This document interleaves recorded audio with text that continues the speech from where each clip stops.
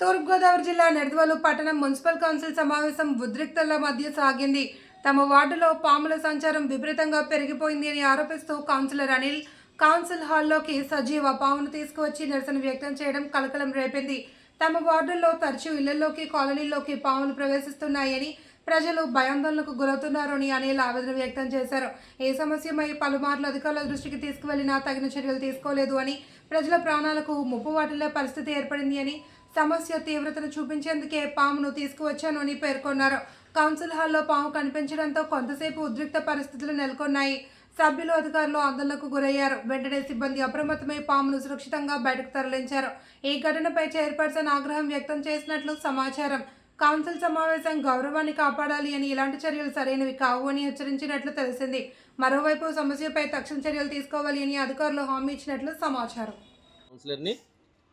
ఈరోజు council meeting ఉందని బయలుదేరుతుండగా మా ఇంటి ముందు ఉన్న స్కూల్, మదర్ తెరిసా స్కూల్ దగ్గర కుర్రోడు పరిగెత్తుకుంటూ వచ్చి పాము పాము పాము అనగానే గవగవా వెళ్ళి ఆ పాముని చూసి మన కుర్రోడు, కాలనీలో ఉన్న కుర్రోడిని పిలిచి ఆ పాముని డబ్బాలో ఎక్కించి అది మున్సిపల్ కౌన్సిల్ మీటింగ్ తీసుకెళ్ళడం జరిగింది. ఆ మున్సిపల్ కౌన్సిల్ తీసుకెళ్ళడానికి కారణం ఏంటంటే, ఒక సంవత్సరం క్రితం 10 లక్షలు పెట్టి బెరం కటింగ్ అనే కాంట్రాక్టర్కి పిలిచి బెరం కటింగు, అలాగే గవర్నమెంట్ సైట్లలో, గవర్నమెంట్ స్కూల్స్లో ఏమన్నా చెత్తా చెదరం ఉన్న, జంగిల్స్ ఉన్నా క్లీన్ చేయడానికి 10 లక్షలు శాంక్షన్ చేయడం జరిగింది. అప్పుడు అప్పటి నుంచి నేను అడుగుతున్నా, ఈ జేసీబీ ట్రాక్టర్ పంపించలేదు. అప్పుడు నేను మన కౌన్సిలర్స్, మన మున్సిపల్ అధికారులకి ఈ పాములు అన్నీ పెట్టి, మా చైర్మన్ గారికి కూడా పెట్టాను, అలాగే మనకు అధికారులు కూడా పెట్టి ఇలా పాములు ఇలా ఉన్నాయని రోజుకో 2 లేకపోతే వారానికి 3 ఎన్నో పెట్టి చేసినా సరే వాళ్ళ రెస్పాన్స్ లేదు. అవి సరిపోగా 4 నెలల క్రితం మళ్ళీ ఆ 10 లక్షలు కాకుండా ఇంకో 5 లక్షలు కూడా పెట్టారు. అది ఏమైందో తెలియదు.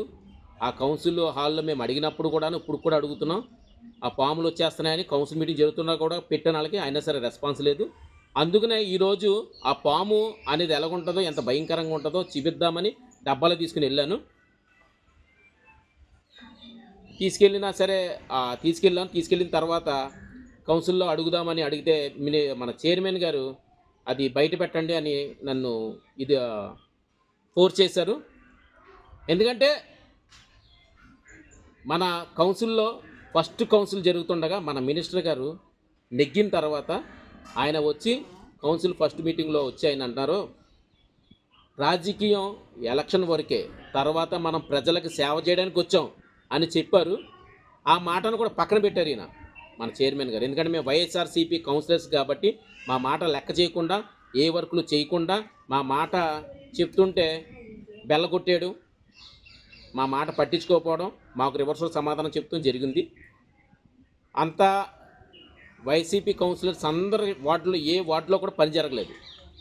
అందుకనే ఈరోజు పాము అనేది ఎలాగుంటుంది, అసలు ఎంత భయంకరంగా ఉంటుంది, దీన్ని చూసన్నా మా వార్డు కొద్దిగా పట్టించుకొని ఆ జంగిల్ క్లీనింగ్ చేయిస్తారని కోరుతున్నాను.